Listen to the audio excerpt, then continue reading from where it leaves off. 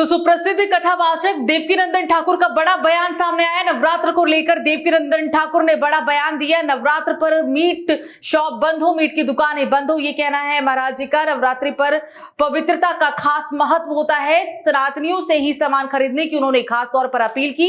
देवकीनंदन ठाकुर की हिंदुओं से खास अपील है। उन्होंने कहा है कि जो ये 9 दिन नवरात्र के होते हैं, ये हिंदुओं के लिए काफी खास महत्व रखता है और ये दिन पवित्रता के तौर पर भी खास महत्व वाला दिन होता है। उन्होंने साफ तौर पर सनातनियों से अपील की है कि वो सिर्फ हिंदू धर्म के ही लोगों से सामान खरीदे आज से, क्योंकि नवरात्र पर्व की शुरुआत हो चुकी है। कुल 9 दिन तक ये पर्व चलेगा। इस साल चैत्र नवरात्र 30 मार्च यानी कि आज से शुरू हो चुका है और ये पर्व पूरे 9 दिन तक, इसका समापन 6 अप्रैल को होना है। नवरात्र के 9 दिनों में मां दुर्गा के 9 स्वरूपों की पूजा की जाएगी। नवरात्र के दिनों में लाल रंग का खास महत्व होता है और इन्हीं तमाम बातों का देवकीनंदन ठाकुर जी ने जिक्र किया और उन्होंने सनातनियों से खास अपील की है। उन्होंने साफ तौर पर कहा है कि सनातनियों से ही इस दरमियान आप सामान खरीदें। और क्या कुछ कहा है देवकीनंदन ठाकुर जी ने, आइए आपको सुनाते हैं। मेरा प्यार भरा राधे राधे, जय श्री राम। आज सनातन धर्म का, सनातनियों का नव वर्ष है और आज के दिन से संवत्सर 82 प्रारंभ हो रहा है।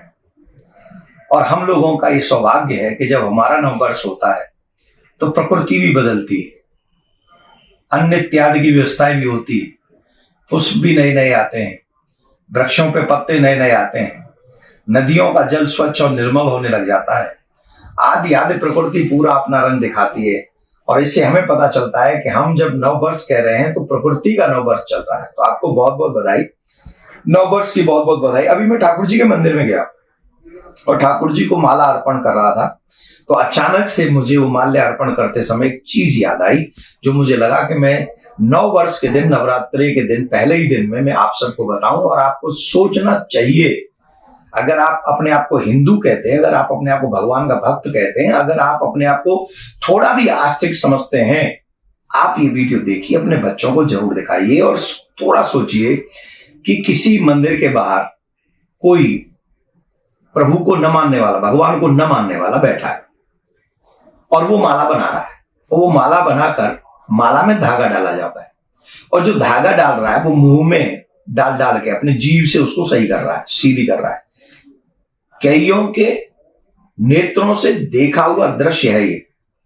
अब वो अपने मुख से, मतलब अपने थूक से उस धागे को सीधे करके फिर सुई में डाल रहा है और उस सुई से फिर वो माला बना रहा है। ठीक, अब जिस विधर्मी की थूक उस धागे पे लग गई, ईमानदारी से बताइए क्या वो माला ठाकुर जी को अर्पण करने योग्य है?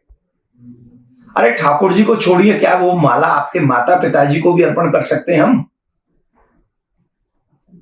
किसी का थूक हम अपने माता पिता को सम्मान में देंगे? अब आप ये कह रहे होंगे कि माला फिर कैसे लें? हमारे यहां पर इतने श्रेष्ठ होते हैं, इतने विद्वान होते हैं कि जब वो माला बनाते हैं और उन्हें पता होता है कि ये माला भगवान के यहां जाएगी, भगवान को अर्पण होगी, ठाकुर जी की चरणों में या सर पे वो मुकुट में या गले में धारण कराई जाएगी या किसी संत महात्मा को पहना जाएगी, वो भी थूक का इस्तेमाल नहीं करते, वो जल का इस्तेमाल करते हैं। आप ये डिसाइड कीजिए कि आपकी पूजा में एंट्रेंस उन लोगों की ना हो जिनका निष्ठा न तो पूजा में है, न तुम में है, न तुम्हारी भावनाओं में है। मैं आपको भड़का नहीं रहा, हिंदू मुस्लिम नहीं कर रहा, पर मेरी पूजा की सुरक्षा मैं करूंगा। It's my right. और अगर मैं पूजा नहीं कर सकता तो फिर भूखा रहने की कोई आवश्यकता नहीं, कोई व्रत नहीं। मैं ढंग से पवित्रता से पूजा नहीं करूंगा तो मुझे कोई व्रत करने की आवश्यकता नहीं, कोई ढोंग करने की आवश्यकता नहीं। अगर निष्ठा है तो हमें पूजा पवित्र रखनी, पुष्प भी, माला भी, भोग भी, पूजा सामग्री भी, ये सब पवित्रता से रखना पड़ेगा, जिसके कारण हमारे ठाकुर जी, हमारी देवी माँ, हमारे गुरुदेव हमसे प्रसन्न हो और हमारी भावना को समझे।